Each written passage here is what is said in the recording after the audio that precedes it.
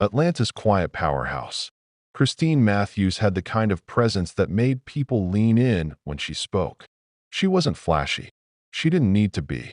At 36, Christine was the founder and majority owner of Creme Concepts, an interior design empire that catered to high-end clients across the South. She also held shares in a luxury property group and quietly owned 3 commercial buildings in downtown Atlanta. She lived below her means, drove a black Lexus, wore silk blouses without a single logo, and had one rule: never explain your wealth to people who confuse noise with power. Her husband, Terrence Matthews, was the opposite: loud, image-obsessed, always trying to look like the man. He managed a mid-level luxury car dealership, walked like he owned the showroom, and called himself Mr. ATL on social media. He once posted a video of himself standing beside a Lamborghini that wasn't his. Christine loved him anyway. Or maybe she just loved the version of him she thought he could be. She gave him room to grow.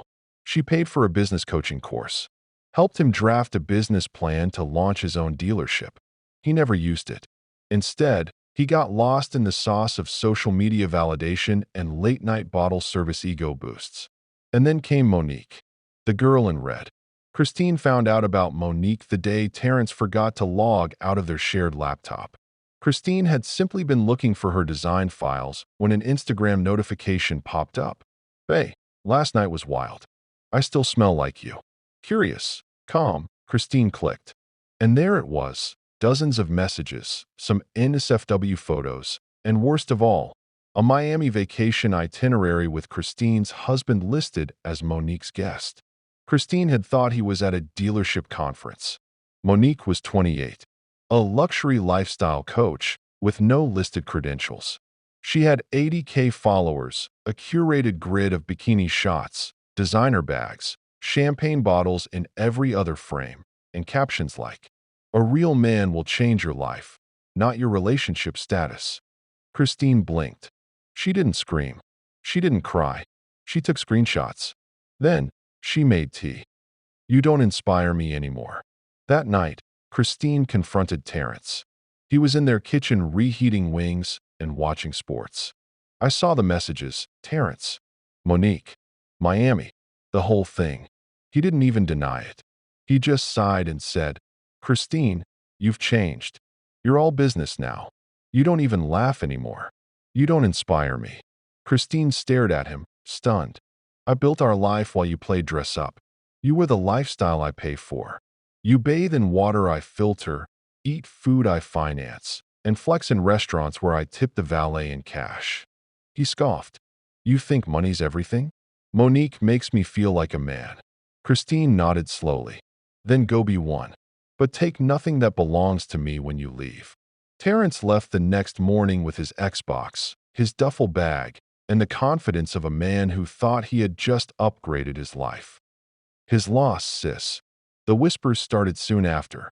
Friends, neighbors, even Christine's hairstylist.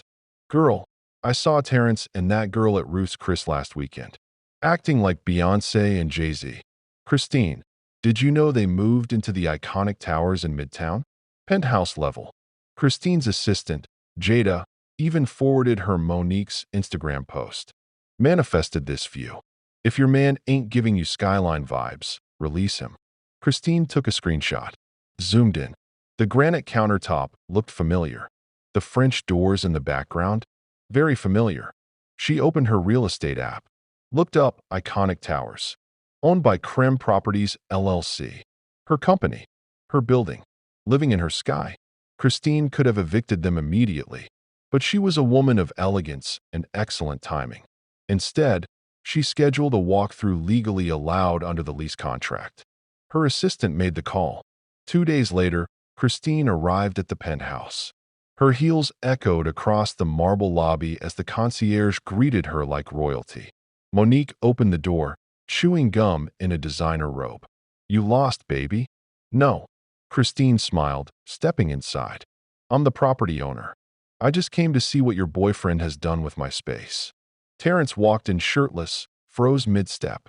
"Christine." Monique blinked. "Wait, you own this building?" Christine glanced around the space. Not just this unit. The entire building. Every floor. Every tile. Even the scent in the hallway. That's my signature essential oil blend. Monique dropped her gum. Terrence stammered. You never told me you owned this place. Christine smiled sweetly. You never asked. 2 days later, a letter arrived via email. Dear Mr. Matthews and Ms. Brooks, this unit is scheduled for renovation. Lease termination effective in 30 days. Thank you for being a tenant at Iconic Towers. Terrence tried calling. Christine blocked him. Monique ran it on Instagram.